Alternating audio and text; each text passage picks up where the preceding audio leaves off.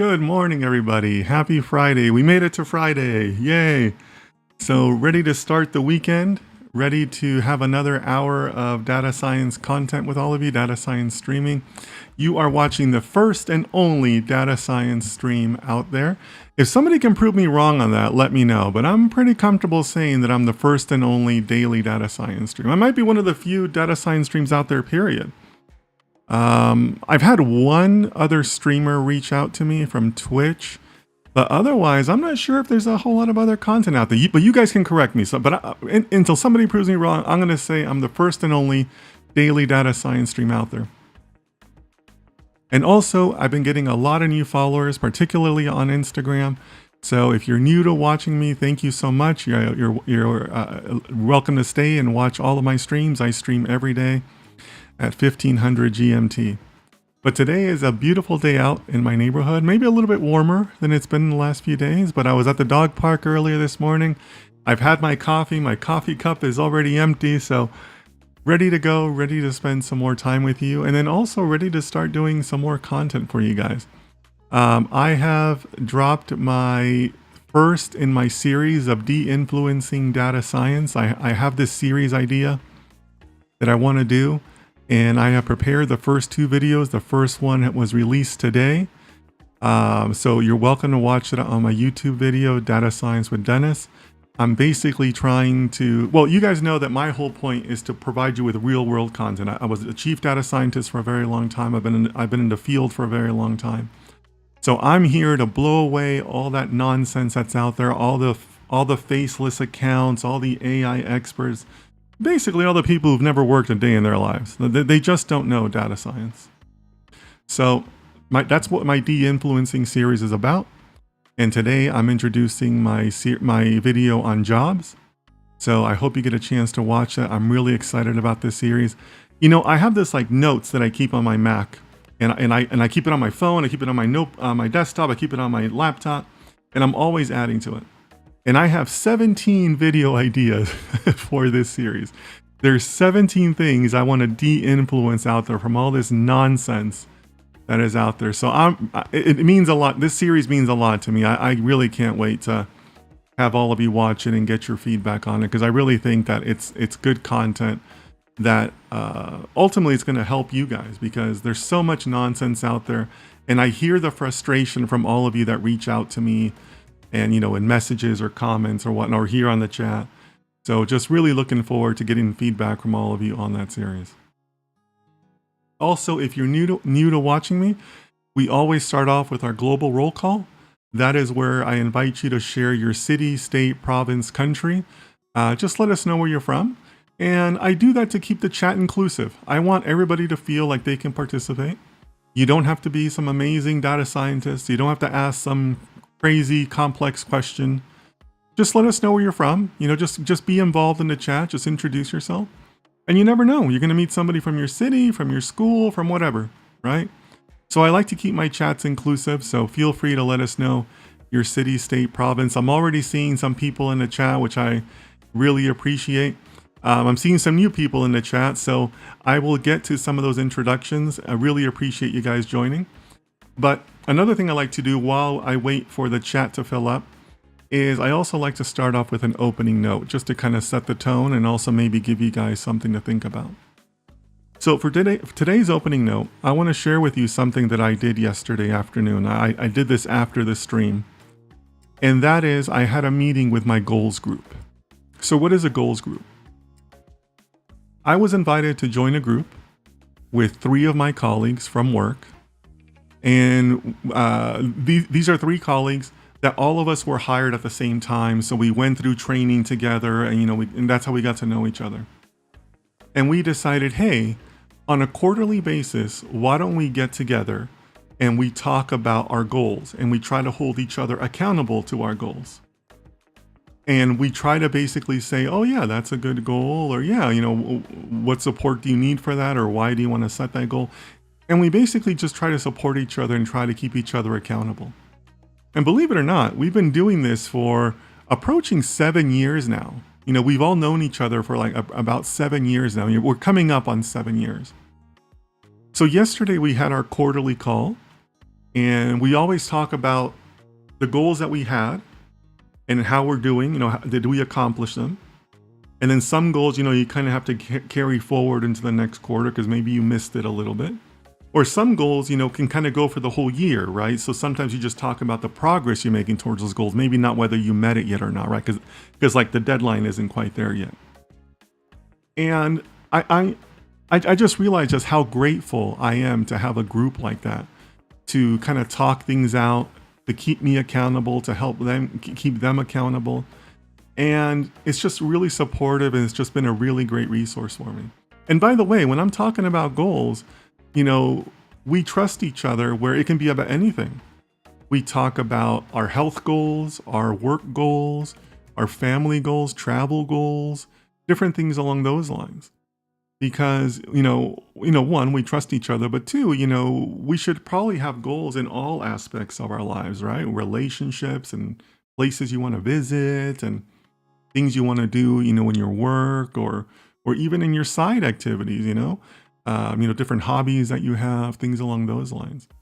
So I just wanted to share that with you because it's been a great resource for me personally. And by the way, I also want to point out that my colleagues are not data scientists. So this isn't like a data science group or anything like that. It's really just more about, fellowship and just making sure that you have people around you that support you and understand your goals. And there's also a lot of power in verbalizing your goals, right? I know a lot of us like to keep goals inside. Well, I don't want anybody to know if I fail, or I'm embarrassed to share this goal. But it's really important for us to share our goals and put them out there and be able to say, hey, I've been thinking about this and I really want to do this. Will you hold me accountable to this? Will you support me in this? It's really nice to have those goals.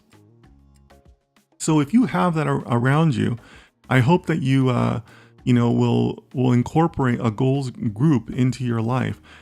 I might start one on our Discord. If there's enough interest for that, let me know in the chat. Let me know in the chat, or let me know in the Discord later. Reach out to me on Discord.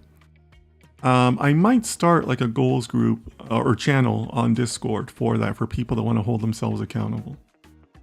But I think it's super important because it's just something that's really added to my life. I'm grateful for my colleagues that have done this. I'm really proud of all of us for sticking through this for so long, because these groups tend to die out and things like that. But with this particular group of friends, we've been able to keep it going for a very long time. So just wanted to share that with you.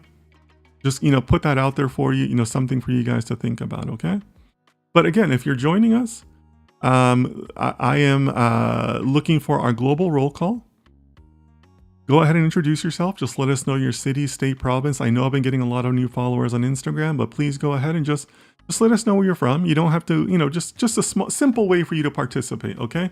So, wow, I'm seeing a lot of people already. Hey, and by the way, guys, please don't spam the chat. If you see your message pop up on your end, I assure you that it's also on my end.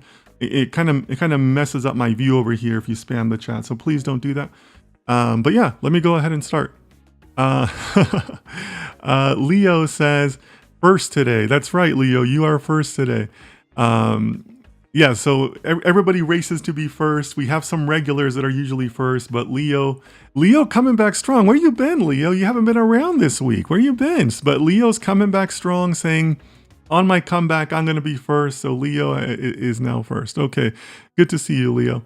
Rohan, our man in Vizag, India. Nice to see you. Am I saying that right? Vizag? Is that what it is?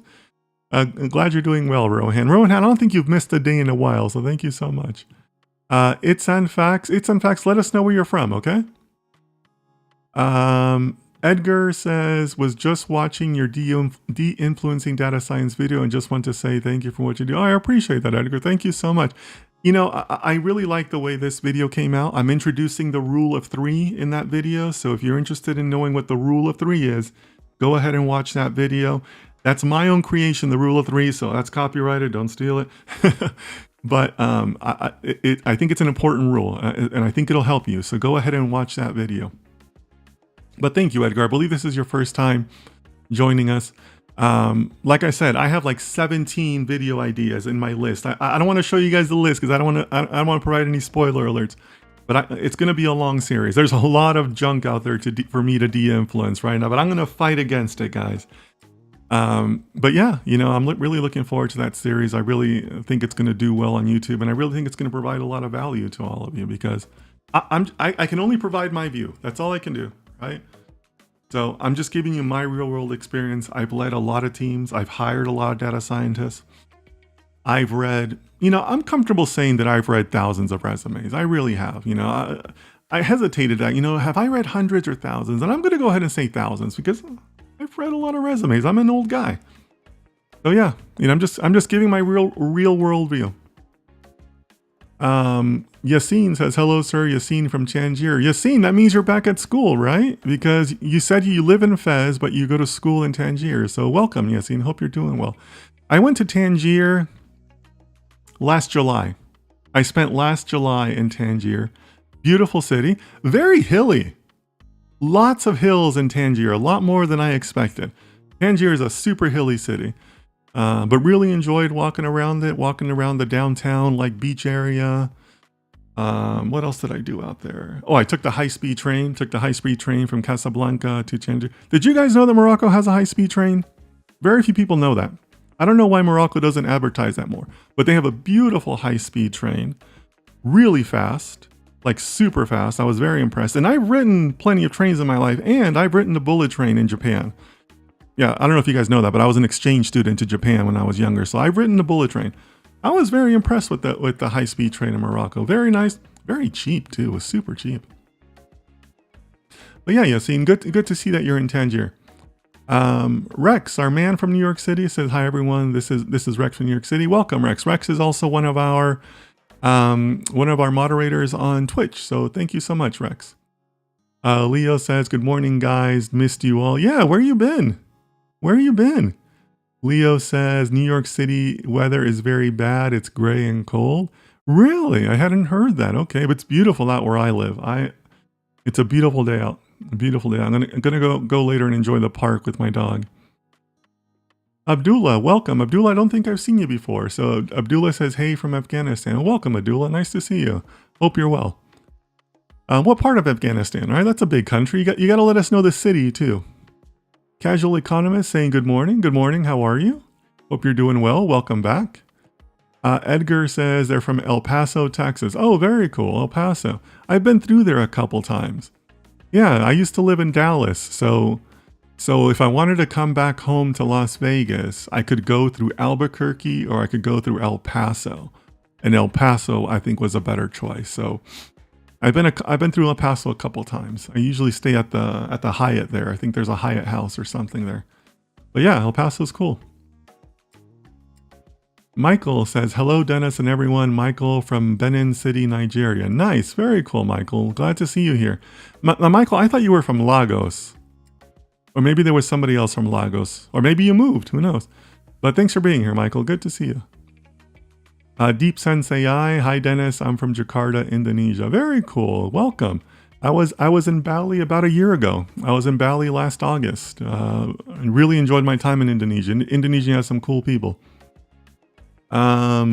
Mute West, welcome. I don't think I've seen you before, so welcome. Hello, Mulenga from Zambia. Nice. You might be our first viewer for Zambia. I can't remember anybody else who has claimed Zambia before. So welcome. Hope you're doing well. What part of Zambia? Let us know. I can't say I know any cities in Zambia, but welcome. Leo says, "I'm down for this on Discord." Okay, I'm assuming you're referring to the goals group. Yeah, I might try it on Discord, but it requires some participation. It requires active participation. So yeah, I might try it. I might try it on Discord. It's been having a goals group has been really beneficial to me. So I think other people could benefit from it too. So we'll see. Sarvesh says, "Hello, Dennis. Sarvesh here from Mumbai, India." Welcome, Sarvesh. Good to see you. Sarvesh is one of our regulars. So good to see you. It's always encouraging to see people come back, So I appreciate you guys watch on multiple times. Mason Peace. Mason, I'm not sure if I've seen you before. If it's your first time, welcome. So, hey, Dennis, watching from Pittsburgh. Oh, very cool. Very cool. Yeah, Pittsburgh's a beautiful city. I've been out there, I think, once or twice. Yeah, I remember when I was doing like my serious data science hunt, a company flew me out there to go talk to them. So that was pretty cool. That was one of my first fully comped or whatever, fully paid for interviews where like they sent me a ticket and a hotel. That was pretty cool. That was nice of them. Leo says, just came back from vacation. Okay, very cool. Where'd you go, Leo? Because you were gone for like a week, man. Let us know where you went. We're going to send a search party for you. We're going to send Rex out there to go look for you. Edgar says, definitely helped. I'm a second year computer science student and I was very scared about the job market because of everything I hear online. Yes, first time, happy to be here. Yep. Excuse me. So Edgar, I definitely hear that a lot. And that's the kind of stuff that I'm trying to de-influence for data science. Keep in mind that a lot of the junk you hear, it's one of those things where you have to like consider the source, right? You guys have heard that term before. Consider the source. The same people who are complaining about how hard the interviews are the same people who took the shortcuts, right? They bought the hack the data scientist interview, the 2-week boot camp, all that nonsense. They wanted to take a shortcut. And then they go out, they completely bomb the interview. They don't tell you they bombed the interview. And then their response to you is, oh, it's so hard. Oh, those damn hiring managers. Oh, right? I mean, it's full circle. They caused it themselves. They don't tell you they caused it themselves. So consider the source, do your own research, and use the rule of 3. As I say in the video, right? I think the rule of 3 is very important. And when somebody else tells you that about how hard it is, ask them the same rule of 3, right? This is how you kind of probe them a little bit, right? You kind of poke the bear a little bit. Oh, you think the market is hard? How good is your resume? How many projects have you done? Are you actually a data science professional or are you just trying to pass the interview? Right? Start probing them a little bit. Consider the source. Right? And I was having this conversation with somebody on Discord who messaged me. One of the things you're going to learn, guys, as you get older in life, is that there's a lot of talkers out in the world. A lot of talkers, talk, but no actions, right? So ask them, like, what have you actually done in data science? Like, did you actually work at it? Did you actually dedicate yourself to the profession? No, but I was gonna. There's a lot of I was gonnas out there in the world, right? So apply yourself, and I guarantee you that the jobs are out there. And if you do it, you're guess what? You're leveling up above all those other junky candidates, right? You got to level up, get above the, but I was gonna, right? So I hope that video helps you. Rohan says, I saw the first video today. Great, Rohan, great. So I know you know my content, Rohan. I know you attend a lot. So if you want to send me feedback, either here in chat or on Discord, I'd appreciate your feedback because, again, I'm really excited about this series. I got a whole mess of ideas for this series. But yeah, I think it's going to do well. I got a lot more things I want to de-influence. Talking about jobs is only the beginning, guys. I got everything. Let me bring up my list, actually. I'll just very quickly give you guys a quick. I got stuff about the cloud. I did the stuff about jobs. I got stuff about the algorithms you should be using. I got stuff about degrees. I got stuff about PhDs. I got stuff about LLMs. I got stuff about software engineering. I got stuff about R. What else do I got? I got stuff about your stakeholders and your projects.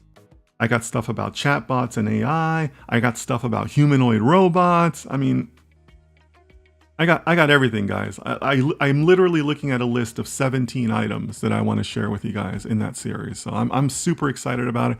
I just got to get my act together, Like, these streams take a lot out of me. Like, it takes a lot to put on these streams. So it's hard for me to say, all right, gotta film some stuff now. Let's go. So I filmed 2. I'm going to film the rest of these at some point. But yeah, it's going to be a great series. I cannot tell you guys how excited I am about this. So Mute says that they are from Mulenga. No, Mulenga from Lusaka, Zambia. Lusaka, Zambia. I have no idea where that is. I got to be honest with you guys. You know, I love traveling, but I'm not sure I know where this is. But yeah, thanks for being here. Like I said, I think you might be our first watcher from Zambia. So thanks so much. Manoj, our good friend Manoj says, good morning, Dennis from Bangalore, India. Very cool, Manoj. Nice to see you. Shars Chandu. Shars, I think this might be your first time. So welcome. I'm glad you're here. Keep on coming back. I'd love to see new people. Hello, Saran from India. Okay, very cool. I don't know where Saran is. Is that to the north, the south? Is that coastal, inland? Let me know. I'm curious. Excuse me.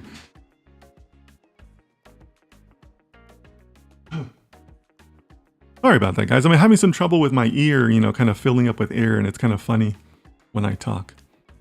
All right, so Michael clarifies, yes, I stay in Lagos, but I went to my university at Benin to round up some things, and there also took your advice, and will be publishing my project. Nice. Very cool. Very cool, Michael. Yeah, so, you know, I guess it is like back to school time for most places around the world now, right? I mean, you know, I know that my niece and nephew have both gone back to their respective universities. So yeah, I'm sure that a lot of people are kind of, you know, in transit, but I'm glad that I'm glad that we made this shift with you, Michael. You know, glad to have you here. And I know you also attend our Sunday classes. I'm really happy to have you here. And I also took your advice and will be publishing my project. Yeah, very cool. Good idea. And this goes for everybody in the chat, because I know some of you are new. I get it. Pushing your stuff out there and publishing your work to other people, to the world, is intimidating, right? I hear that a lot. Both in the chat, in the comments, in direct messages. You know, a lot of people tell me that, right? Like, oh, you know, I'm too shy, I'm too embarrassed to put my work. What if I'm wrong? Things along those lines. But you got to do it, guys. You got to do it. It's like jumping in the pool, right? Everybody's scared their first time when they go in the deep end, right? But you do it, and then you're like, oh, that wasn't so bad. I survived. And then the second time, you're still scared, but a little less scared. And then the time after that, even less scared, and so on and so on. Next thing you know, you're in the pool all the time, right? So you got to do it. You got to get your work out there. Super important part of the data science process, right?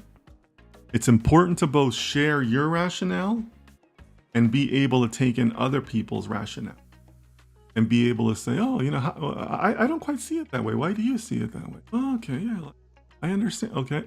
That sharing back and forth, super important part of both your growth and continuing your career. That's something you're going to do for the rest of your career, right? So Michael, congrats to you for, you know, being willing to take those steps. Super important. Abdullah says, hello from Pakistan, Dennis. I hope you be doing okay. Abdullah, I'm doing pretty good, thanks, and welcome back. I think you've been one of our regular watchers, so yeah, I'm doing well, thank you. I've been up since 4 in the morning. Took my dog to the dog park. Got my coffee. Did some work for Sunday's class. Spoke with my sister a little bit, and yeah. Just basically getting for the streams. Look, my mornings are all just for getting ready for you guys. I have to come up with the opening note. I have to think about things I want to talk about. I also respond to messages in the morning. And then I have to start up the stream. You know, believe it or not, starting up the stream is like, it takes me like a half hour.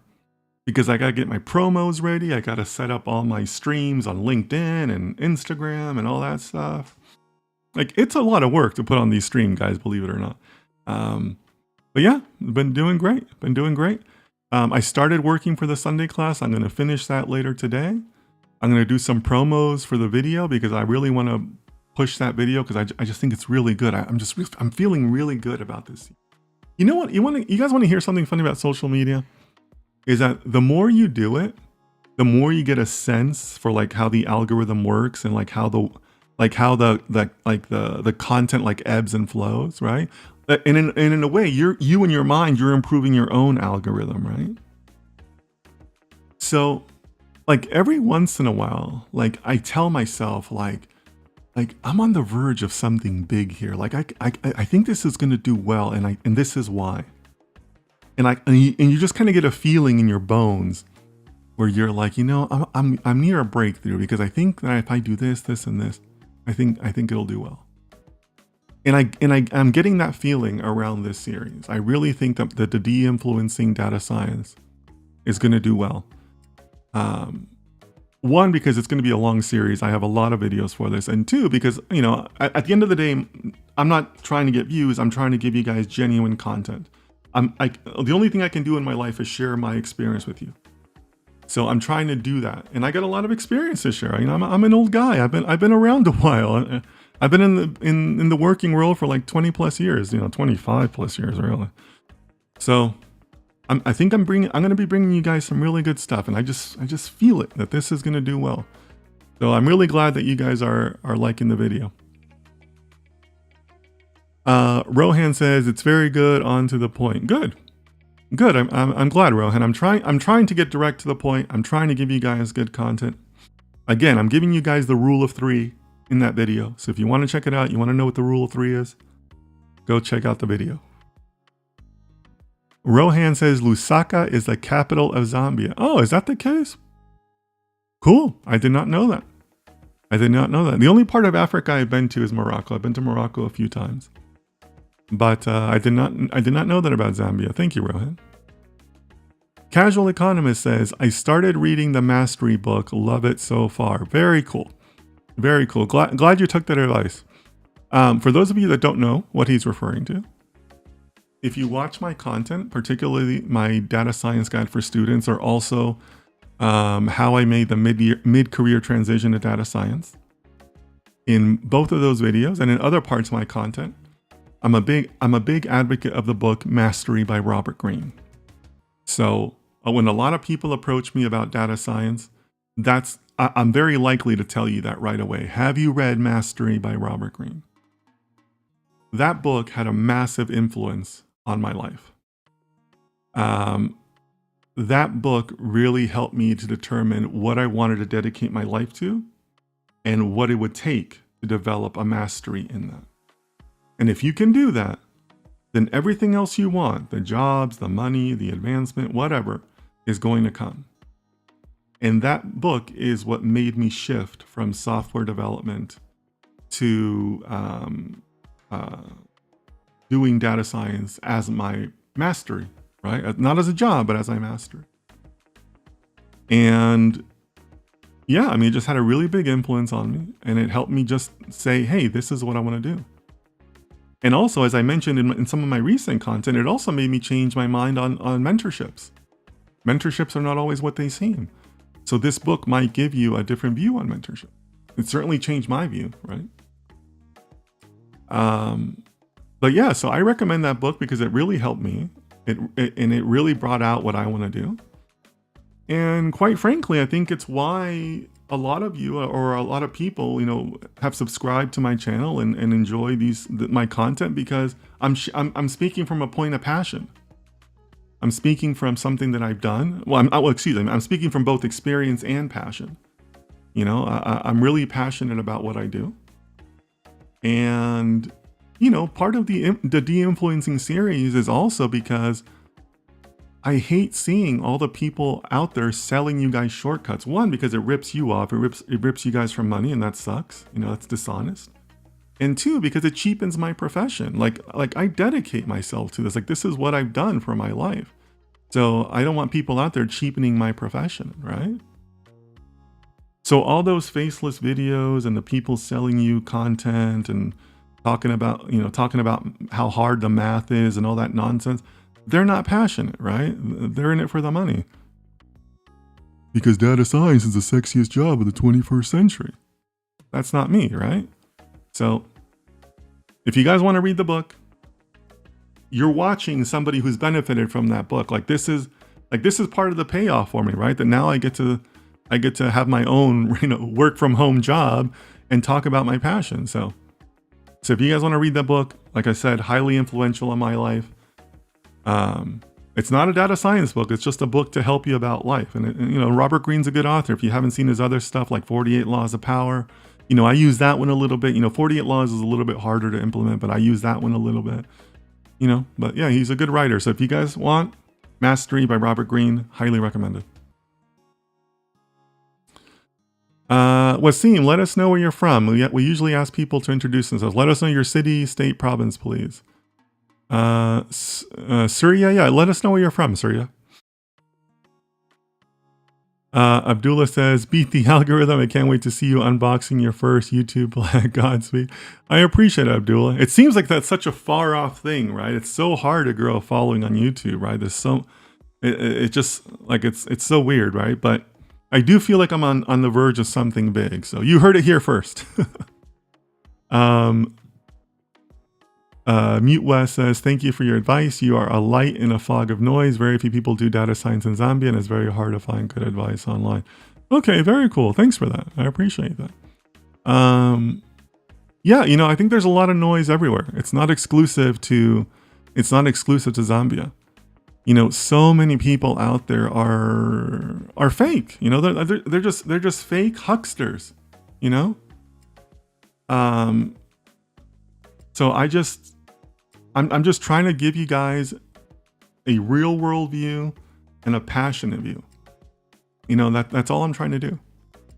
And I'm just sick and tired of all the bad stuff out there. And again, that's why I called my series De-Influencing Data Science. Now, I have to be clear, and you'll find this in the videos, because you guys know, if you've seen my other content, that I don't like being intellectually dishonest. I don't like stealing other people's work. So I will say that the de-influencing part of the title came from another creator that I watch. If you guys haven't seen him, go check out his channel. His name is Nick Lewis. He is a content creator about, of all things, he talks about interior decorating. He's a very experienced interior decorator. So he talks about, you know, the things you should have in your home and the styles and things like that. He's really fun. He's also a funny guy. So that's why I like his content.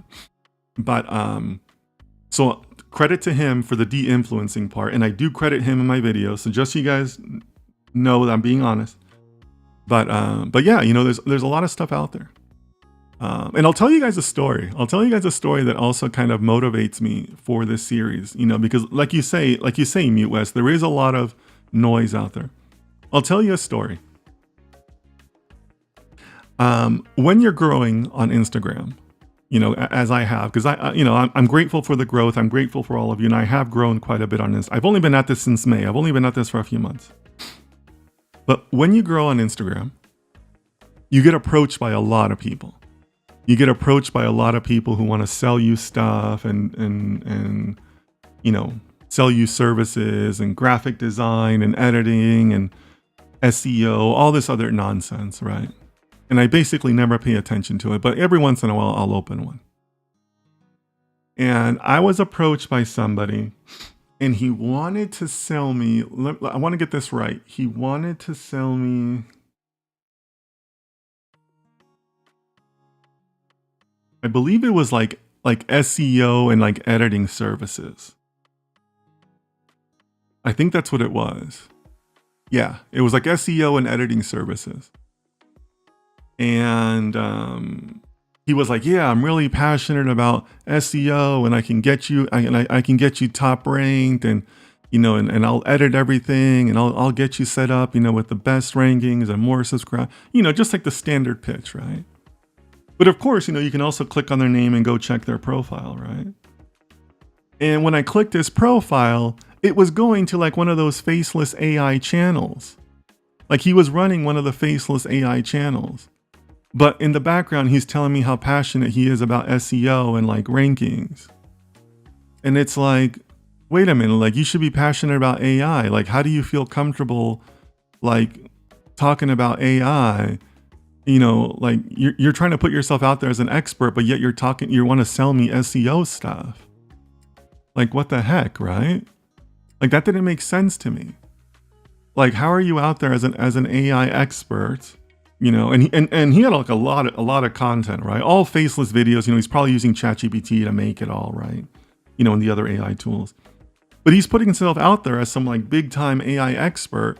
But yet on the back end, he's trying to sell me like another, a true data science expert about and tell me how passionate he is about SEO and how great he's at it and blah, blah, blah, blah. So when I get stuff like that, it's like, wow, like the people out there that are putting this content are just plain junky. Like they're just terrible. Like I'd rather use some expletives, but I don't want to, don't want to get banned by the algorithms. But I mean, they're just terrible people. So I've seen this firsthand. Or like, these other, these AI experts are then trying to pitch me to pay them for, whatever other terrible service they offer, right? So like, I get it when you tell me this, Mute, about how, like there's a lot of noise, a lot of, just bad information out there. So that's what's really driving me for this de-influencing series. Because I really think that, all of you guys have been lied to. That's just the bottom line.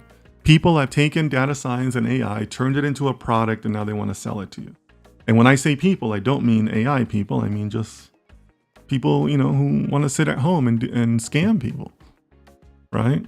So that's what I'm after. So yeah, I hear you, Mute, and I'm doing my best to fight that. Okay, I'm trying to fight the good fight over here. Leo says, "What do people mean by sexiest job of the century? I never understood." So if you Google that, Leo, data science sexiest job, I think it was like a Forbes article or somebody out there wrote that title for an article. Data science is the sexiest job of the 21st century. So for a while that kind of started trending, where people were looking for the sexiest job of the 21st century. So that's where that comes from. You can look that up, but that's where I always get that because, that's what you hear sometimes in the groups, right? I want to make a lot of money. I want to work from home. That's not great motivations to be a data scientist, right?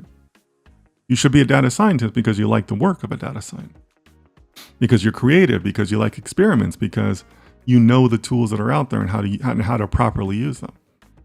You know the methodology, you know the purpose of data science. You know what data science can do and what it can't do. Right? So yeah, if you look that up, Leo, and if you want, let me know later what it is, but it was like a Forbes article or somebody had used that title. So Wasim says, I am from Rabat, Morocco. Okay, very cool. Very nice. But, I get a lot of followers from Morocco and I have no idea why. Beautiful country. Wasim says, I am from Morocco. How was your time in Morocco? Dennis, it was very nice. I've been there multiple times. I've been to a few cities in Morocco, but never Rabat. Very, very cool country. Darija is hard though. Darija is a super hard language. I only know a little bit of Darija. I won't embarrass myself, but hard language. So Wasim also asks, how common is it for companies to accept candidates for data science who live in another country? Very hard. Very hard and becoming increasingly harder. I mean, that's basically the bottom line, Wasim.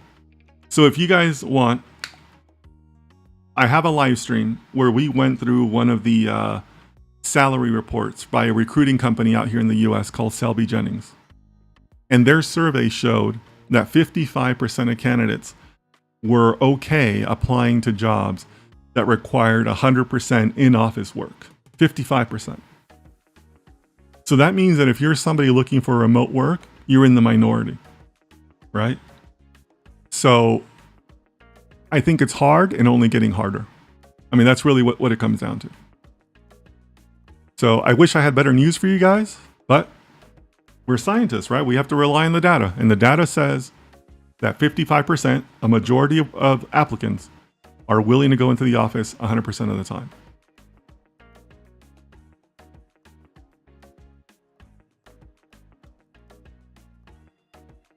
Sorry, guys, I can't get my ear to clear. Sorry about that. Ahab says, hello, Dennis in chat. Nice to see you, Ahab. Well, welcome back. Ahab, are you the same Ahab in my Discord? I can't tell if you're the same one or not. Are you also on Discord? Were you replying to some of the earlier questions in Discord? Let me know. Leo says, according to some experts, LLMs can write, format, and help you to publish a book, such as create content The best is you're not rich because, yeah, Leo, you're right. You're right. Lots of people out there saying that. Yeah. And you know what's funny about that, Leo? I've been debating doing content on this, but I don't know how good content it would be. But finding an editor for your book is very hard. And as you guys know, I recently published my book, Your First Year in Data Science. You can find it on Amazon. It's the only thing I sell. I don't sell any courses or any nonsense. If you want to support me, please check out my book, Your First Year in Data Science. I had a hard time finding an editor. I approached a friend that I really liked. He's edited my work before, but he wasn't available, unfortunately. So I decided to use AI, and I decided to use Grammarly, which I know is doing a ton of advertising right now. And guess what? Halfway through using it, I actually stopped. I actually stopped using Grammarly.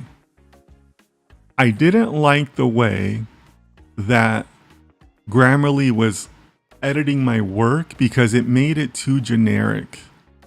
The best way I can describe it is that it flattened out my work. It was factually correct in the things that it was asking me to do, but it sounded very flat. Like the writing was not very lively. And I like to think I'm a lively writer. I use a lot of adjectives and things like that. And Grammarly is kind of against adjectives. And when you do that, it flattens out the work. Like it gave my work like a bass tone.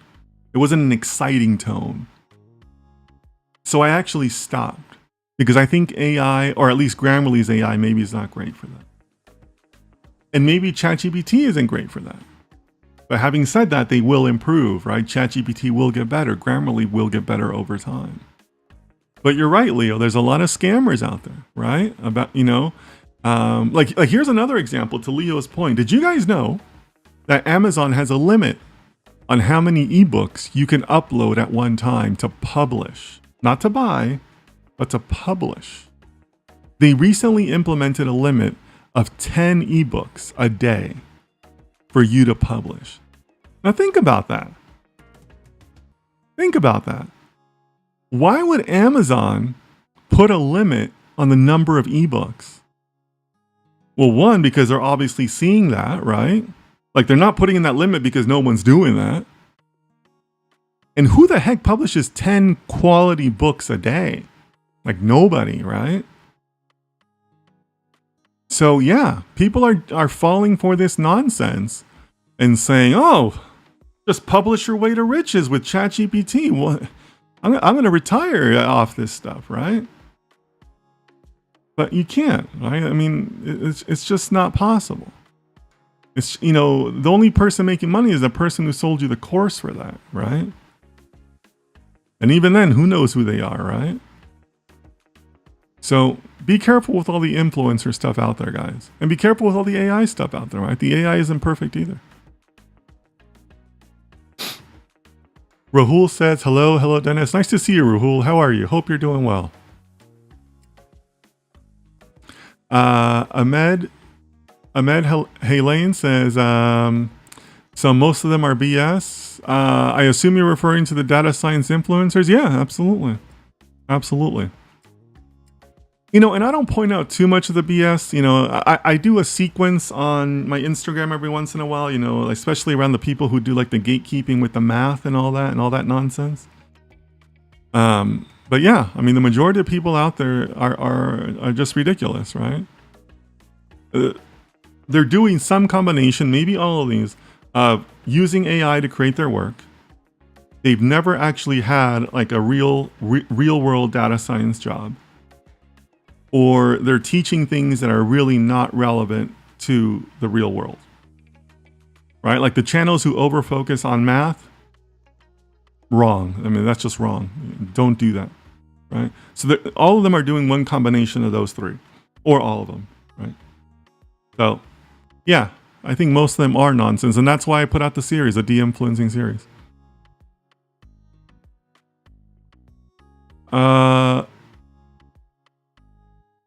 Rahul says, but Leo still thought is a human process.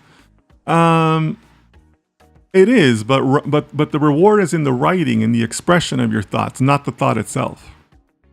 And if you're letting ChatGPT express your thoughts, then is it your work? Right? It's only your work if you're the one who put the words down on the paper. Right? Ahab says, Salam Wasim, I'm Moroccan too. But okay, is there anybody in the chat who's not Moroccan? I get a lot of Moroccans on here. But you know, Moroccans are good people, so glad to see you guys here. But I do seem to get a lot of Moroccans in my chat and on my Instagram. But yeah, I'm terrible at Darija, so I don't want to embarrass myself. But glad you guys are here. Okay, Ahab says, yeah. Okay, so you are the same one on Discord. Okay, cool. Yeah, Ahab has been contributing to some great discussion we've had on there. So let me go over to the Discord. Let me bring that up, guys.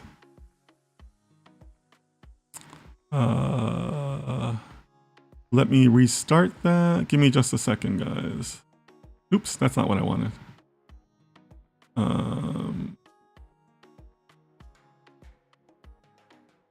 So this is a Discord, guys. Every time I'm referring to Discord, this is what I'm referring to. It's our Discord community. We've been having some really great discussion. For example, I recently posted a question that I got from a private equity interview. This will give you an example. I'm sorry, guys, my ear is acting up. Sorry. So on our Discord, I posted a question from a private equity interview for a data scientist. So one, this gives you an idea of what some companies are looking for. And two, it helps for the discussion. It helps for people to, you know, kind of think things out. You don't have to provide an answer, right? Nobody's going to grade you on the answer. But it helps to have the discussion among data scientists. And really, that's the whole reason why I started the Discord, because it's healthy to have that back and forth with other people. Understanding other people's perspective for data science problems is a super valuable skill. Okay? And I don't mean just now. I'm talking for your entire career. So this is what this kind of stuff that I post on Discord. The link is in your chats. I have a pinned link to the Discord. So please join us. We recently had, just last night, we had our 150th member join a Discord. 150 people on Discord, guys. It's craziness. I thought like 10 people were going to join. But we have 150 people on our Discord. So yeah, come join us. We're having a lot of discussion. We have great people. Some of the same people you're seeing in the chat. So Ahab and Leo and Yassine. I'm sorry if I'm forgetting you, but you know, we have some of these same great people who you're seeing in the chat joining us on Discord. And it's a good way for us to kind of keep the discussion going after the live streams. You know, maybe you have a question, maybe you want to share an article you read or something else, right? So this is just a good way for us to just, you know, keep in touch with each other and just create a community, right? I'd like to think I'm one of the few data science Discords out there. I don't think there's many others, but you know, it's completely free. There is a membership option if you want to support me, but no obligation. I mean, no, the paid members are my VIPs. I give them some content early and things like that. But if you want to join, great people on there, 150 members. So, you know, it's a good community. The link is pinned in your chats on whatever platform you're joining us on. Okay, so happy to have you guys. Yeah, so it looks like we're actually up to, what is it, 143 people, 53 people now. That's amazing. That's amazing. I really thought like 10 people were interested. Does anybody use Discord anymore? That was me being a dummy. I should have started this from the beginning. But yes, if you want to join us, you know, you're welcome to do that.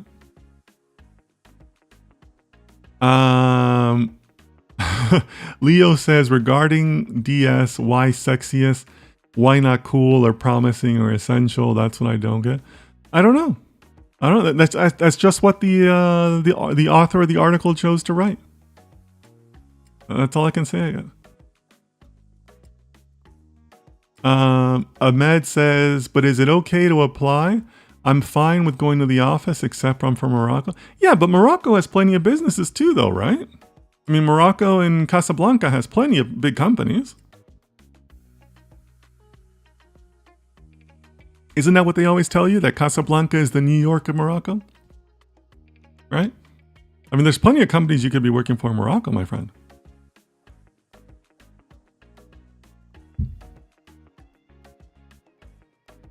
Good morning, Dennis and everyone. Happy Friday. Hey, Joseph, good to see you. Joseph and Rex are our moderators, so they kind of help me keep everything in line. So shout out to Joseph and Rex for their help. But yeah, Joseph, welcome back. Good to see you here. SmortX, a follower on Twitch. I love to see the Twitch presence growing. You know, I've been slowly growing on Twitch just by broadcasting out to them. And I think I've gotten like 28 followers on there. But they really don't participate, which is kind of weird. But glad to see the participation. SmortX, welcome. Glad to see you. And Rex, our great moderator on Twitch, doing his work to welcome people. So thank you so much for that, Rex. I think Rex is on top of things. Thank you. El Gali Droy says, hello. What is your content? Hello. What is your content focused about exactly?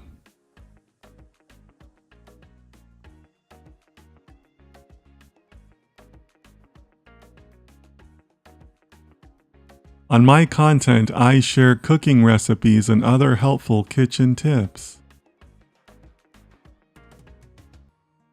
Leo says, I agree. If you analyze the speech or writing patterns are generic. Oh, completely. Completely. And I hated it. I hate it because I enjoy the writing process. You know, it's not always fun, but I enjoy it. So when I saw Grammarly taking apart my sentences and stuff, I was like, I don't like this. When I would read it back, it's like, oh, that's so bland. It's so flat. Again, flat is the word I keep coming back to. It's just so flat.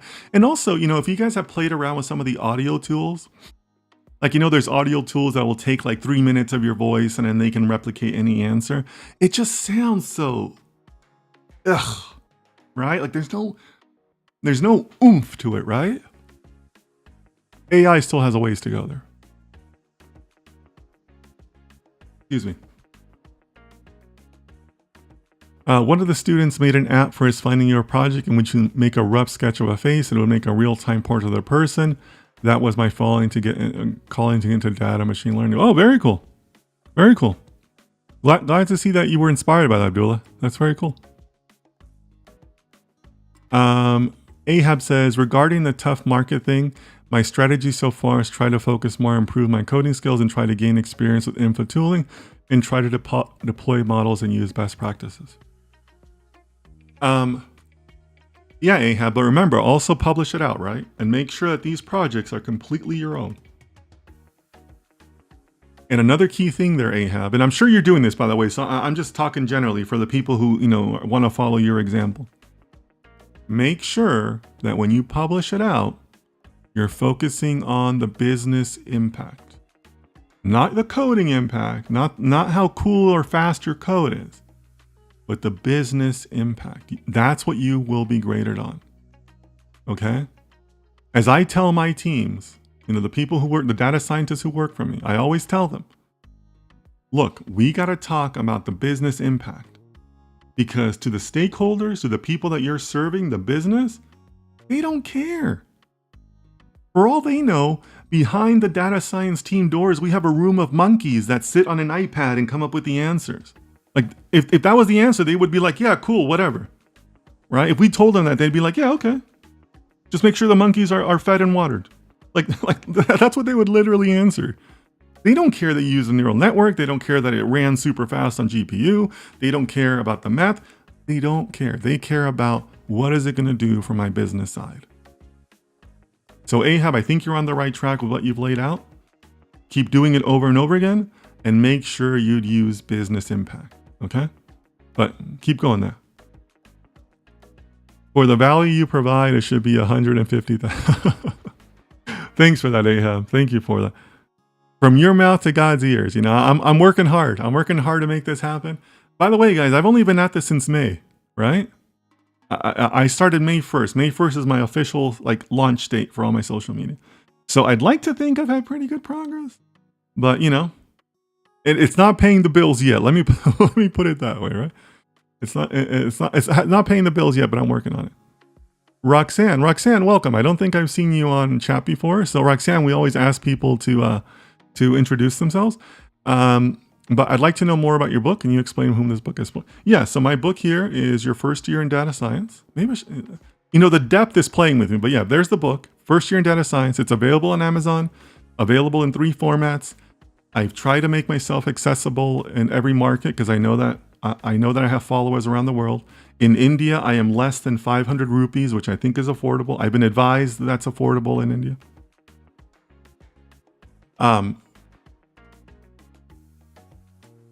My goal is to take people from academic work into the real world of data science. So my basic premise is that when you're in school, the book gives you the assignment of what to do. The professor gives you nice, clean data to work with. And the question or the assignment, in a lot of cases, is giving you like the model to use, right? If you're taking a regression methods course, then guess what? You're using a regression algorithm in your assignment, right? Right? I mean, that's common. Or maybe you're taking a neural networks course, so you already know to use a neural network. You get those 3 things. And you can also say that for Kaggle competitions, right? Kaggle competitions are kind of like the same way, right? They give you the data, the problem statement, and the model to use in most cases. That's great, but guess what? The real world is not like that, right? The real world doesn't do that for you. In the real world, you have to go get your own data. You have to determine what the problem is. Or said another way, you have to determine what benefits the business the most. And then you also have to come up with a model to use. Nobody's going to tell you what model to use, right? So those are 3 things that academia really doesn't prepare you well for, right? So that's what I try to tackle. I try to show the real world side of data science. So if that interests you, I appreciate your support. It's the only thing I sell.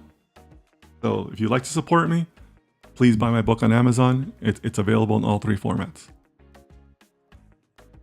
Hajar, another participant on Twitch. 2 participants on Twitch. That's a new record, guys.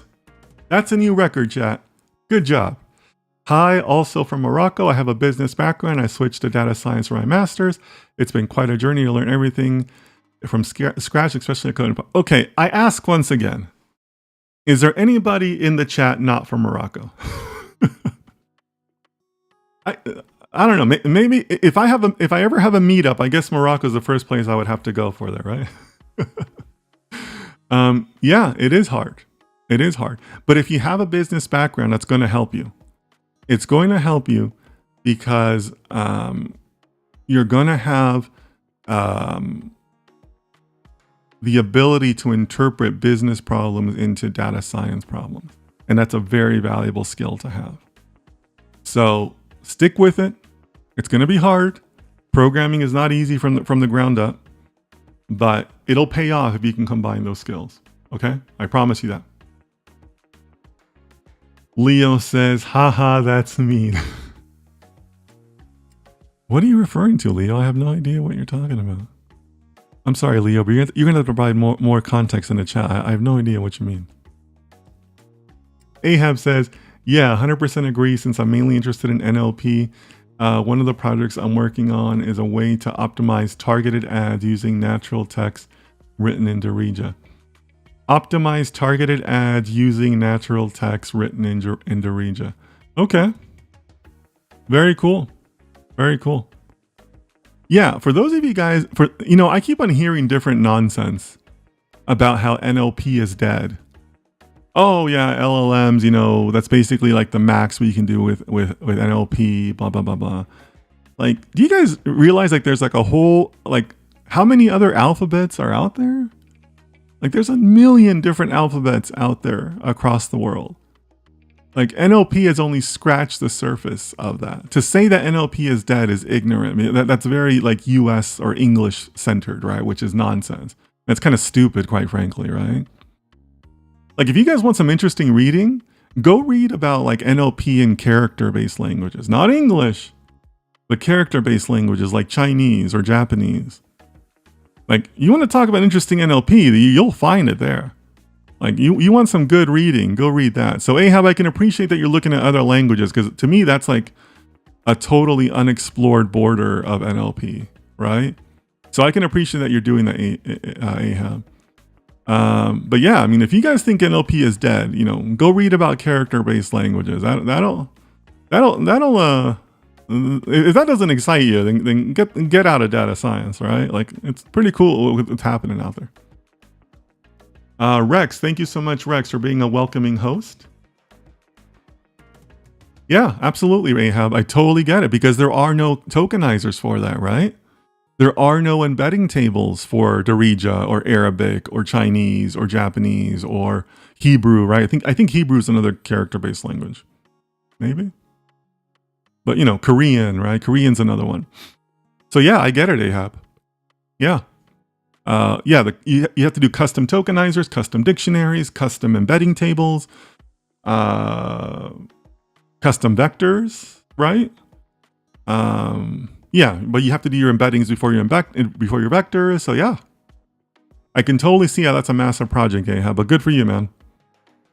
It's good that you're pushing that edge, because I think that that's woefully underexplored. Like, people are too US or too English centric when it comes to NLP.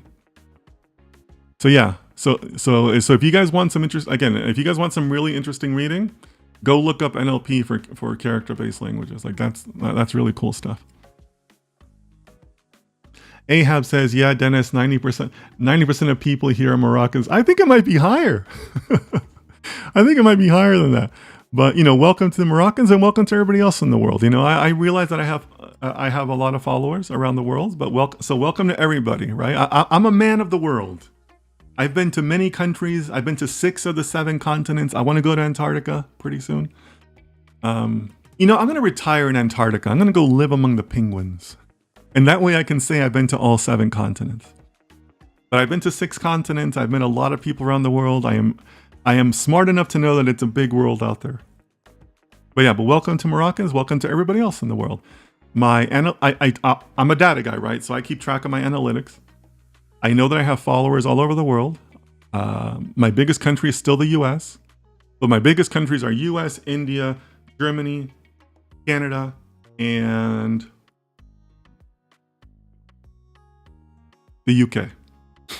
Those are my top 5 countries. My biggest growing group is women. My women 25 to 34 are my biggest growing demographic. And what else? I was just looking at my analytics the other day. What else was there? I can't remember. There was one other highlight that stood out to me. But yeah, I have top 5 countries. But I get viewers all over the world. And actually, I think Indonesia is like my 6th country. I get a lot of viewers from Indonesia, which is also cool. And then, women 25 to 34 are my biggest growing demographic. So, but still, welcome to everybody. Oh, Leo, is that what you were referring to? Leo says mean is make sure the monkeys are fed and watered. I thought you were referring to the other one, Leo. Yeah, I thought you were referring to something else. But you know what? That's what the business is going to tell you. The business people that hired you, the data scientists, for results, they literally do not care how you got those results. They don't. I'm telling you guys the honest truth. And this is why I tell you guys, do not walk into the meeting and be the math nerd. Do not walk into the meeting and be the coding nerd. They do not want that. Nobody shows up for the math nerds meetings. But I guarantee you that if I walked into a meeting and I said, yeah, look, these are the results. We're going to make your sales grow by 10% if you follow these 3 rules that were determined by our process. And by the way, we got these results because we have 100 monkeys in the back room that sit on an iPad and we let them go at it for 3 hours, and that's what they came up with. You know what the business would tell me? They'd tell me, yeah, sure, great, we'll do it. Just don't let the monkeys die. Not because they care about the monkeys, but because it's an insurance liability. Right? Just to be clear on that, right? Just don't let the monkeys die and keep the sales growing. Yeah, get out of here. They're done with you, right? Right? I mean, look, here's another thing nobody tells you, okay? When you go up in front of a director or a managing director, right? Which, I've gone plenty, you have maybe 10 minutes max, guys. That's it. Like a managing director at a top company is like super busy. They got like ridiculously busy schedules, right? So you get like 10 minutes in front of them, period. You got to walk in there with like 3, 4, maybe 5 slides. That's it. They don't have more time for that. Right? And you're just looking for a yes, no from them. That's it. So in those situations, you got to get to the point, and they don't care what the point is as long as you tell them what you can do for the business impact. But I 100% guarantee you that if you said, here's the process, and by the way, I need more money for iPads because one of the monkeys broke their iPad last night, they'd be like, yeah, sure, whatever. Like, they don't care whether you use GPU or whether you use CPU or whether it's a neural network or how cool your code runs. Nope. I'm just telling you guys. That's the reality.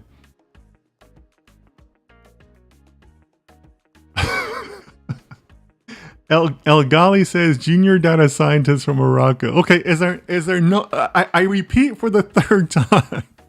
Is there anybody not from Morocco in my chat? Which is weird because Morocco doesn't rank on my analytics. Like, I don't think it's even in my top 20. Like, I have a lot of other countries that rank higher than Morocco on my analytics. That's weird. Maybe I'll check my analytics in another month or something. Hajar says, thank you. Glad to be here. Welcome, Hajar. Glad to see you. Glad to see that you're new and glad to see that you're on Twitch. We have a growing presence on Twitch. And you know what, guys? I've been telling people, I've been telling my moderators, particularly, Joseph is one of my moderators. He's in the chat. Rex is one of my moderators. He's also in the chat. And I've been telling them, stay ready. We're going to grow. We're going to grow. Rex, Joseph, tell me in the chat how many weeks ago I told you that. I said, stay ready. We're going to grow. So it's nice to see more engagement on Twitch. So welcome to everybody who's new. And really welcome to all the people who are new across all platforms. I've been growing quite a bit. I think by this weekend, I think I will have grown 2,000 followers on Instagram from weekend to weekend because I hit 14,000 last Saturday. And I think I'll hit 16,000 this Saturday. So we're growing. We're growing, guys.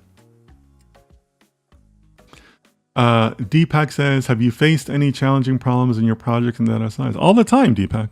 All the time. Every project is a challenge. And every project should be a challenge. Because you should do your best to try to not carry knowledge over from one project to another. Right? Every project is new. Every project is unique. So yeah, there's been challenges in all projects. Every project has its own challenge.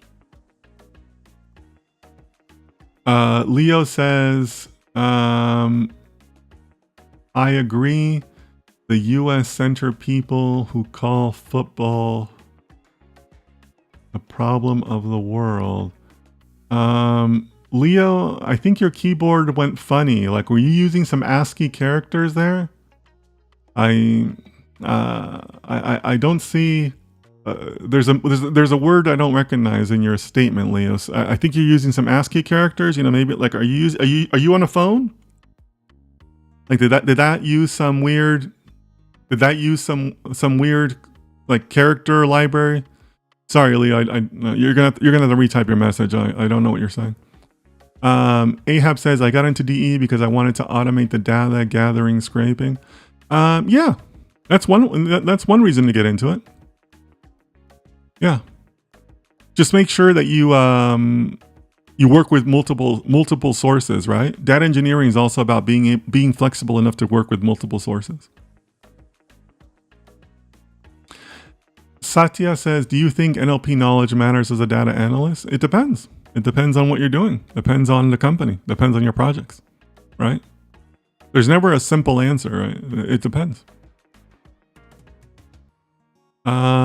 Yassine says, actually DS is kind of getting more popular in Morocco, more government funded data science masters. are created every year in the last 3 years. Oh, very cool. Good to know. Good to know.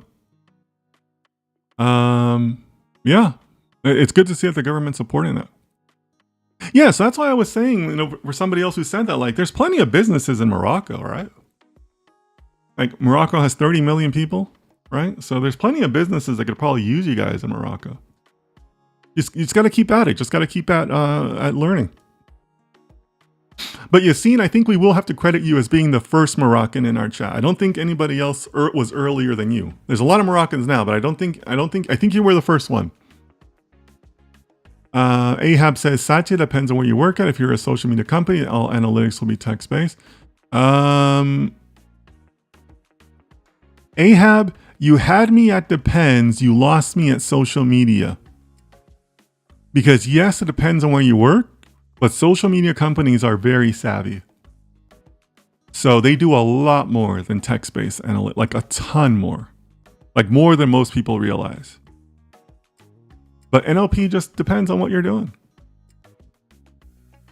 But I'm not on board with saying that all analytics will be text-based.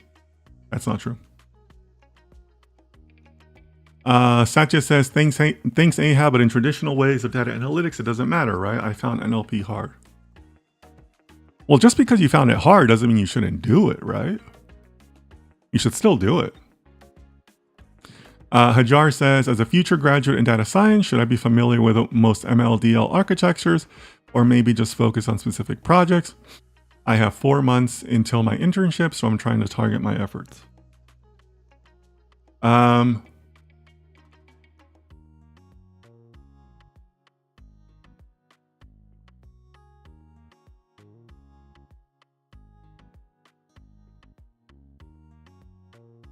So my advice to you is very much fitting today's video. So guys, please go to my YouTube, Data Science with Dennis, look at my latest video about jobs. And I address this a little bit, Hajar. If you're gonna be a data science graduate, start taking what you've learned and actually apply it. Go out and do your own projects. Okay? Data science is an applied science.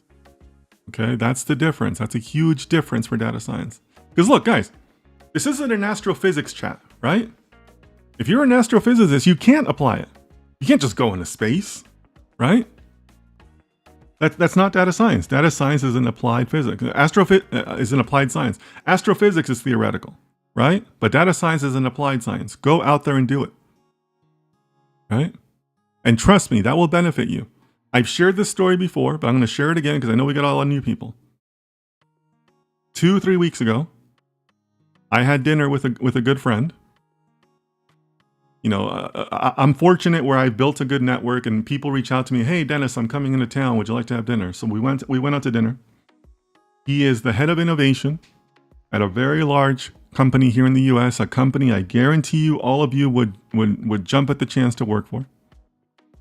And he told me, he said, Dennis, I'm getting master's graduates who I want to put in an entry-level analyst role. They don't know anything. They don't know how to work with projects. He told me that's a massive problem that he's having, and I don't think it's exclusive to him. If you want to separate yourself out from everybody else, not just in an interview, but even at the job, have projects that you did on your own. You owned it from end to end. You owned every phase of the project.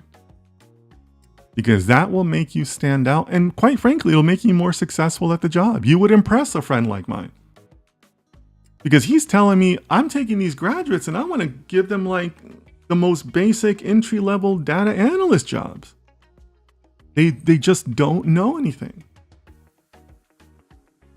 And again, this is the top guy on an innovation team who, you know, he probably gets like 1 million resumes a year from like the top schools.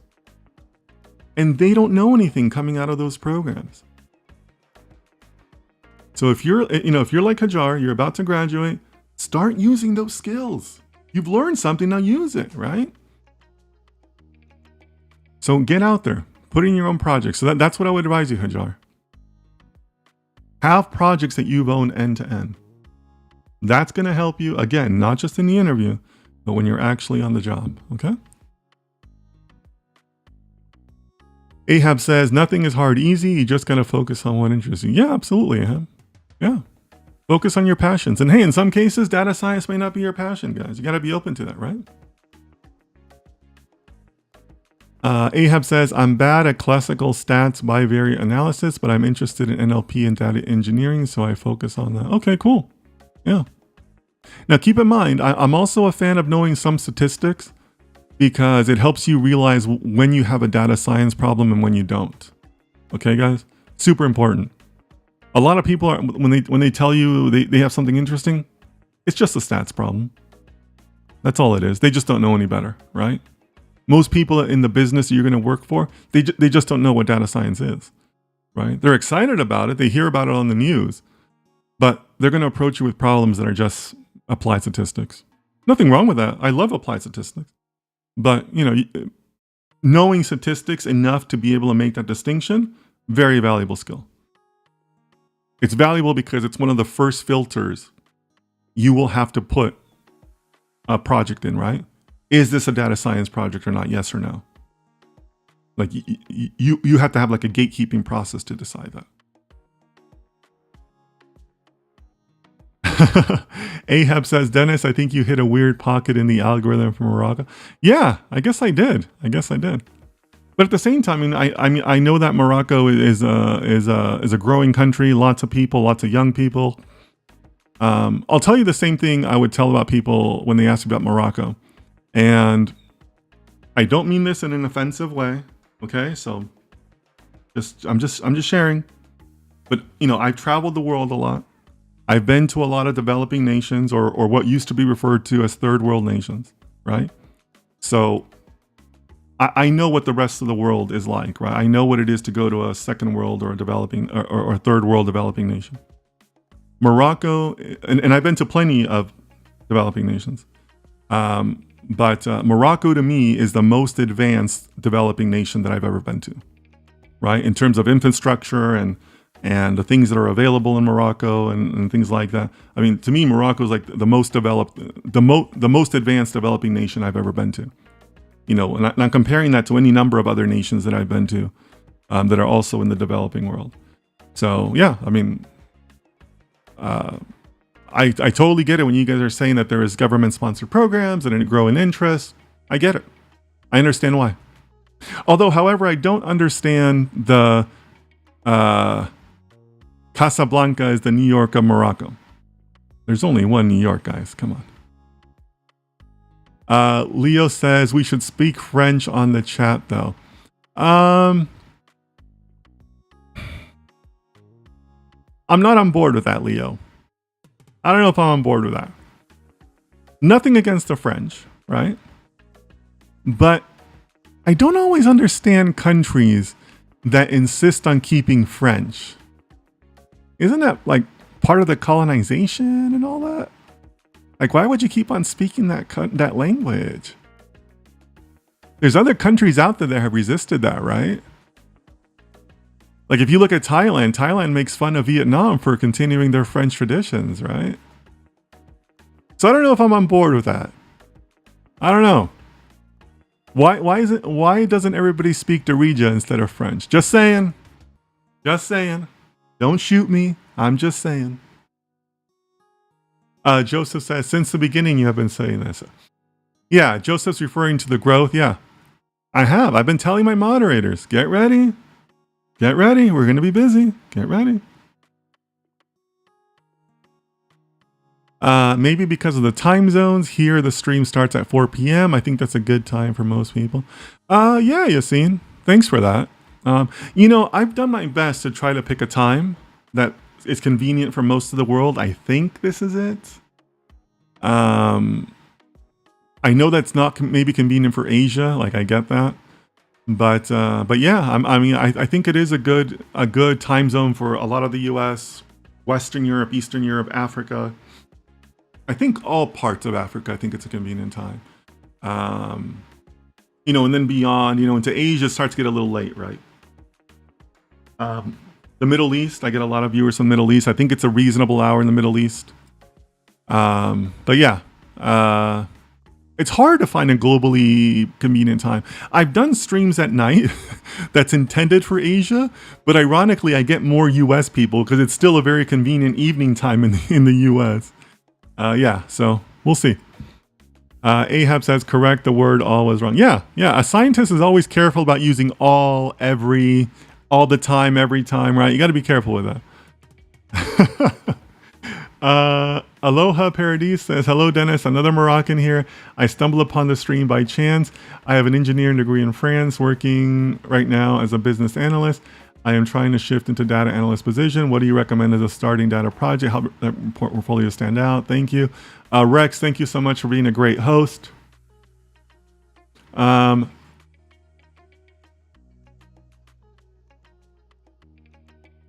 So, aloha, welcome. I know this is your first time.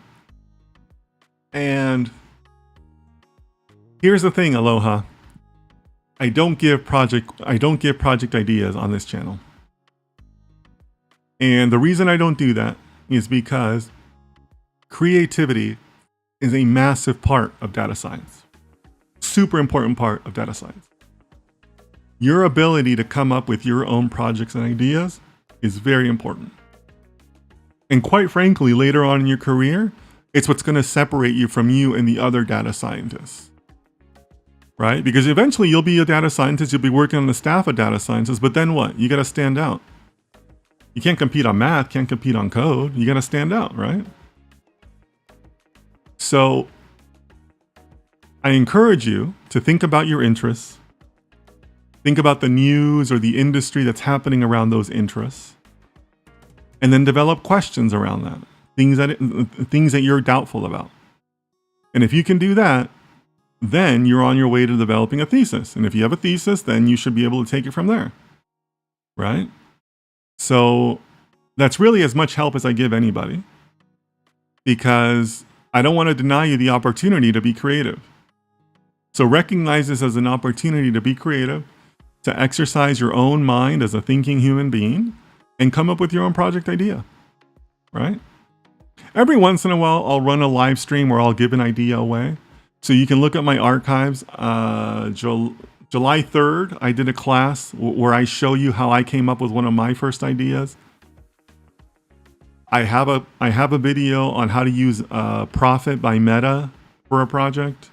So every once in a while, I'll do something around there just because I kind of want to get the content out, just because it's sitting in my mind. And I have one in mind now, but it's irresponsible of me to just give you a project idea.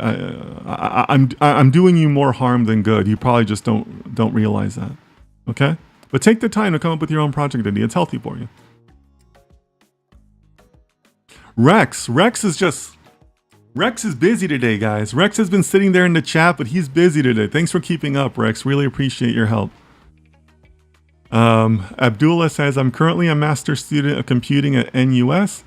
Every time I watch Dennis, he reminds me of who I want to be. It makes me feel good that I have someone to look up to and remind me of my ultimate goal. Oh, wow. Thank you so much. Wow. You're going to give me the feels, man. Come on. Thank you so much. So like I said, guys, if you're liking my content, this is all based on passion, right? I'm just passionate about data science. It's based about passion. It's based on me sharing my real world experience with you. That's all I can do. But yeah, thank you so much, Abdullah. Very nice of you. Yeah, I'm just sharing what I've experienced, and like I said, I recommend Mastery by Robert Greene, but right now I'm enjoying like the benefits of all that. Like I've been at this for a while, and I'm just doing what I can. But thank you for that, Abdullah. Very nice of you. Thank you, Rex. Hope you're having a good one too. Yeah, Rex is doing a great job today. Welcoming everybody. Rex is our #1 host over there on Twitch. Thanks so much, Rex. Another first world country pitch. I'm smart enough to know that there's more to the world than the U.S. So I get you, Leo. Thank you. Barrage, our good friend Barrage says, Happy Friday. Happy Friday to you too, Barrage. Hope you're doing well. Piku, I think this is your first time here. We invite people to let us know where they're from. Hello, Dennis. I'm just starting data science. It's been only 2 to 3 months since I started learning. Any guidance how I should proceed in the future? I am a fresher in this field. I am from India.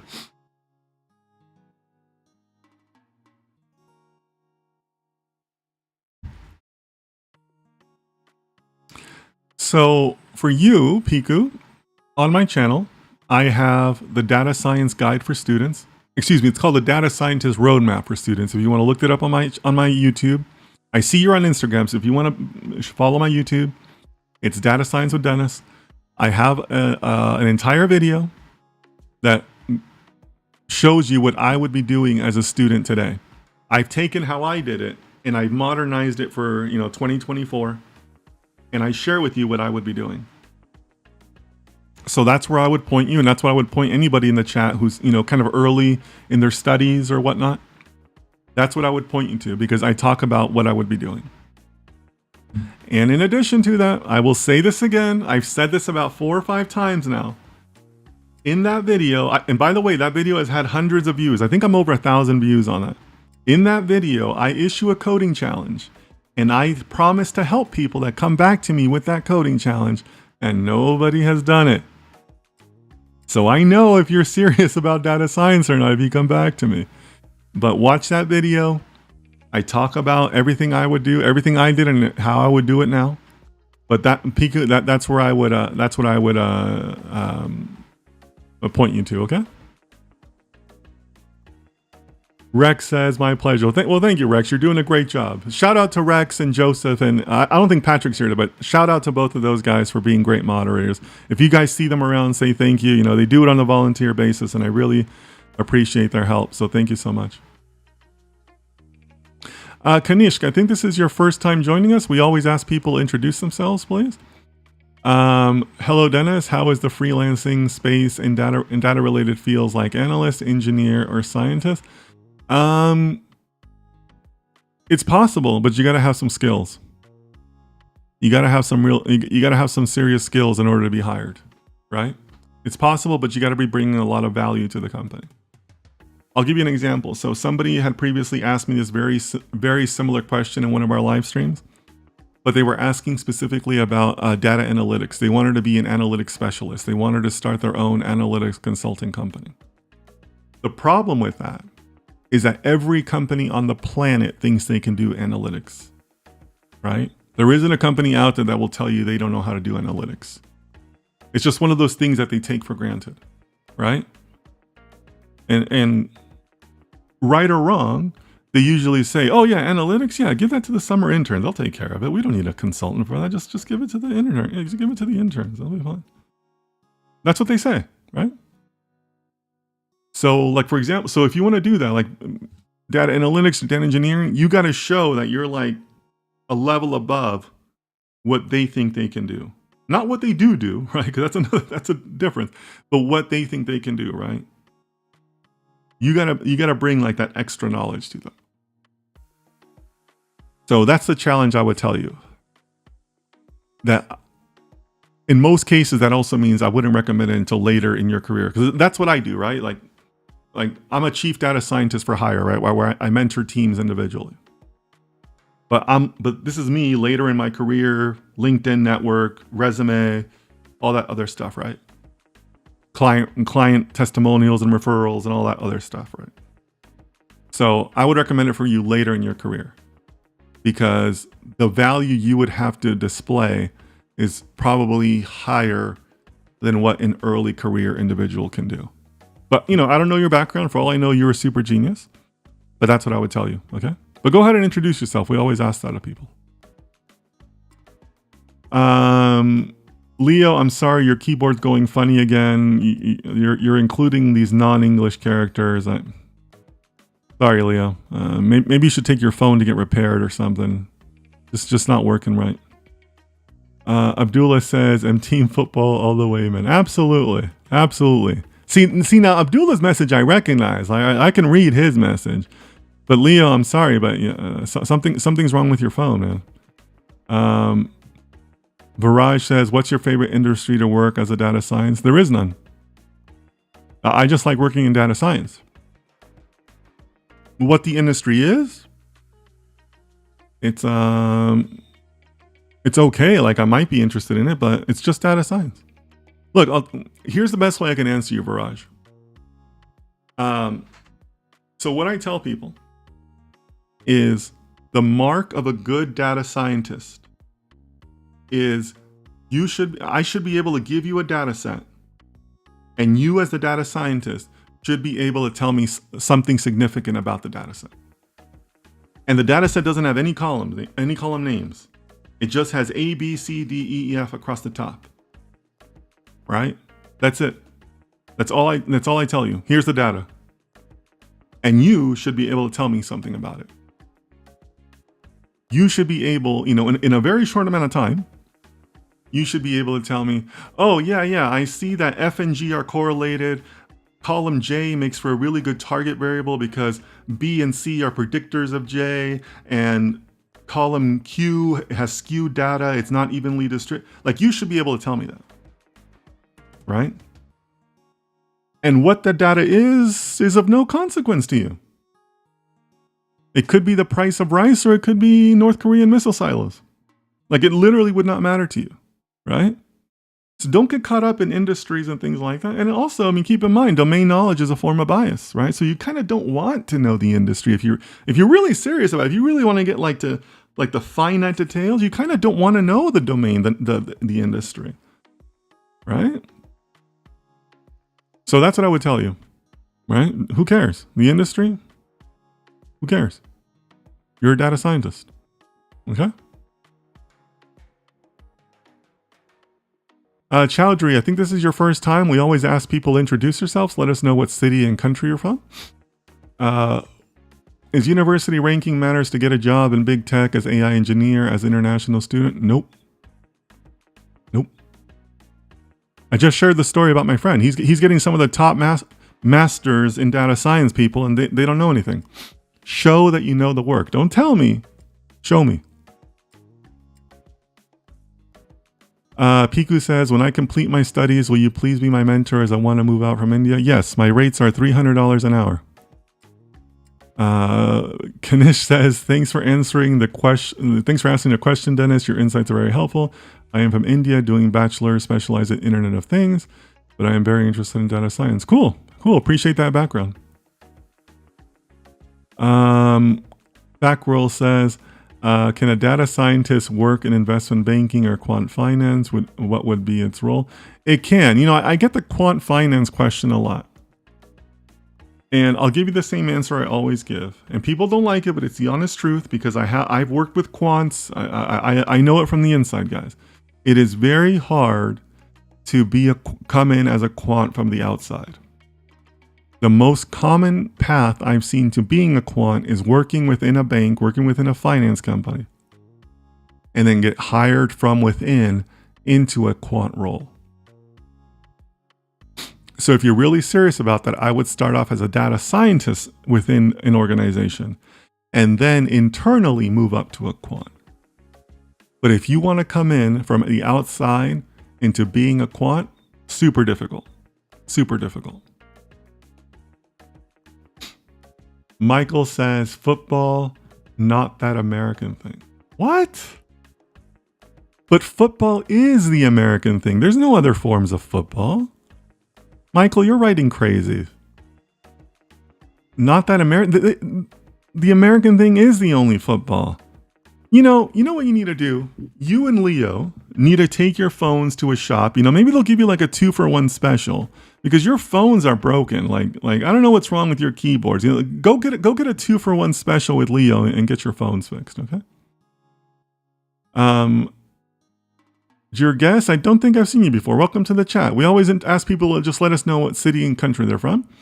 Sometimes happen that data sometimes doesn't show much at first look. How should we design thinking when you start the process? Thank you. I can't answer you here because I don't know nothing about your first look. What does your first look like? Is the person that's telling me that they took a look at it a good data scientist or a bad one? I don't know. So you really can't say that. Right? So I really can't give you an answer because you know, what's the first look? Like, what's the definition of first look? It's going to be different in the hands of a skilled data scientist versus a not skilled data scientist. So Chowdhury says, I am Jawad Afzal from Pakistan. Okay, very cool. Dennis, what would you say is the great skill or portfolio to have while aiming at big tech? Why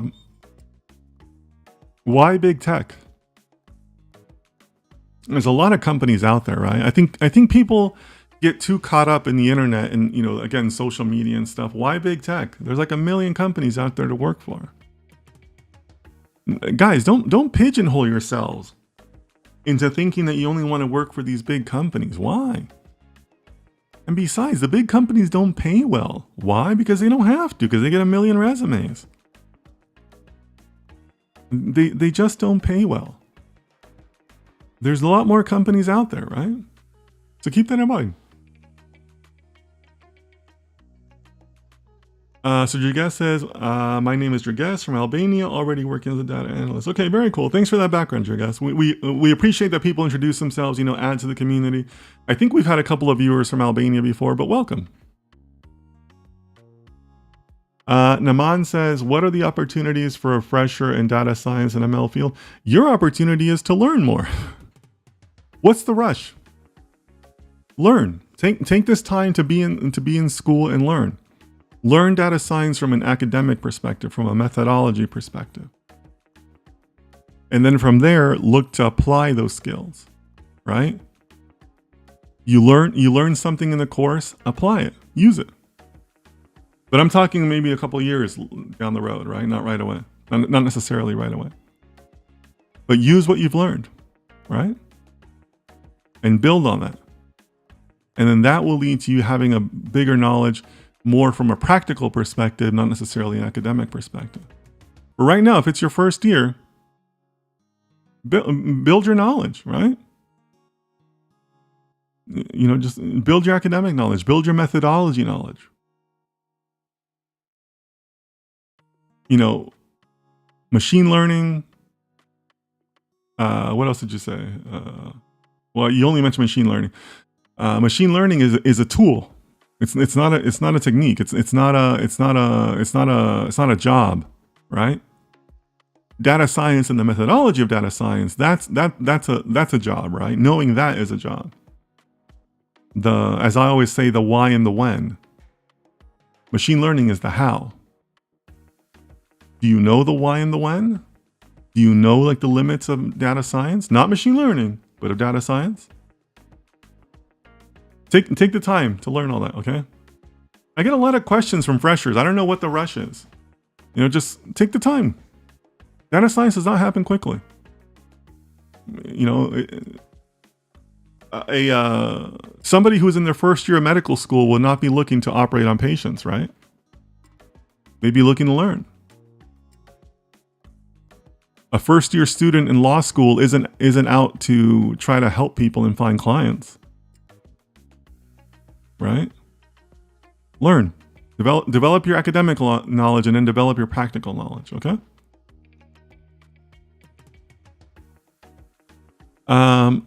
Leo says, I know just specifically about them, not that I'm looking at it. I don't know, Leo. I guess I appreciate the question, don't get me wrong, okay? I just don't want to contribute to people who are hyper-focused on those companies. Like, I just don't think it's healthy. You know, there's more to life than working for a. Is it Fang or Mang now, or I guess it's Mang or Fang. I don't know. Or maybe it's Fana for alphabet. I don't know, but there's more to life than the Fang companies. Okay. Which skill is best to do freelance in data science? What you mean be an expert in data science long term? Chowdhury, were you the same one that asked the freelancing question? No, I think it was somebody else. Yeah. So Chowdhury, freelancing is very difficult. I think you have to be very, very advanced in your career and be able to prove that you can bring a lot of value to companies, right? Especially, I think you said you're a data analyst.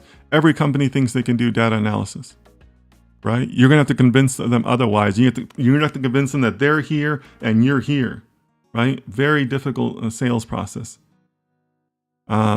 What's your recommendation to be an expert in data science in the long run? Keep at it. Keep learning. Keep doing your own studies, your own projects. Always be curious about data, right?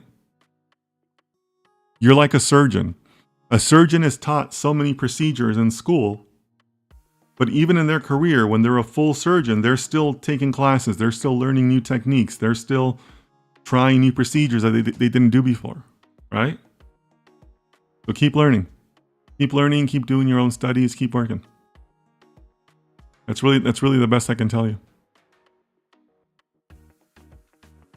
Abhilash says, hi, just graduated. Do you suggest me any course? Suggest a course? You just graduated. What do you need another course for, dude? Check out my video from today about how there's no jobs in data science. That's where I encourage you to go out and do your own projects. Work on your own projects. That's what you need right now. Because if I'm a hiring manager, right, and you give me a resume and you tell me that you just graduated with data science, I'm going to say, okay, great, but I got 100 resumes that tell me they graduated data science. Show me something. What do you got? That's what I'm going to tell you as a hiring manager, right? You telling me you have a degree does not make you different, does not make you special. So I'm going to say, show me something. Show me that when I hire you, you're ready to go on day one.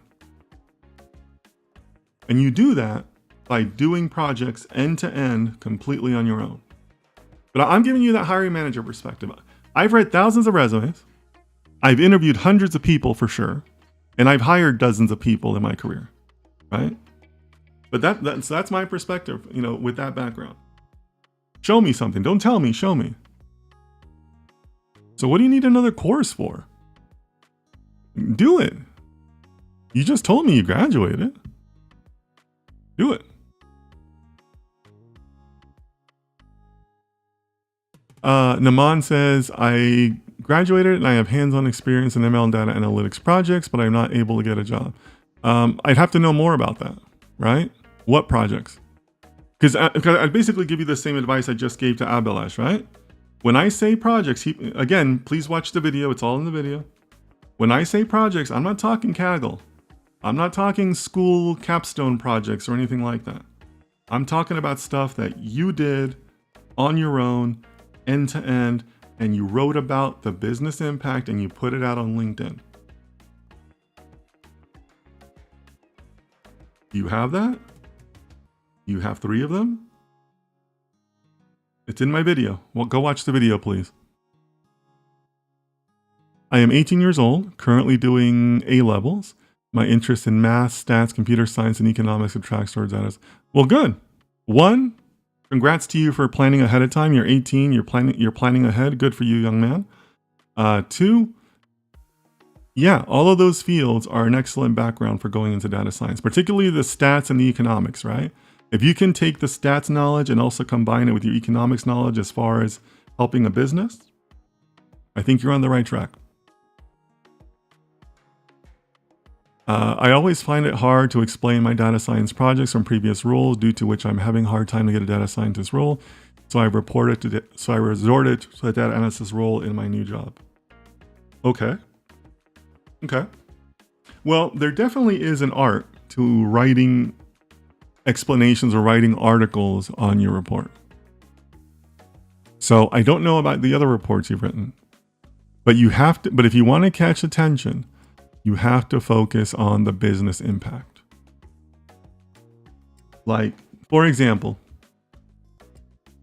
I'll ask you a basic question, and you don't have to answer, keep it to yourself. In your explanations of your data science projects that you're talking about, actually, I have 2 questions. 1, are these written or do you talk people through them?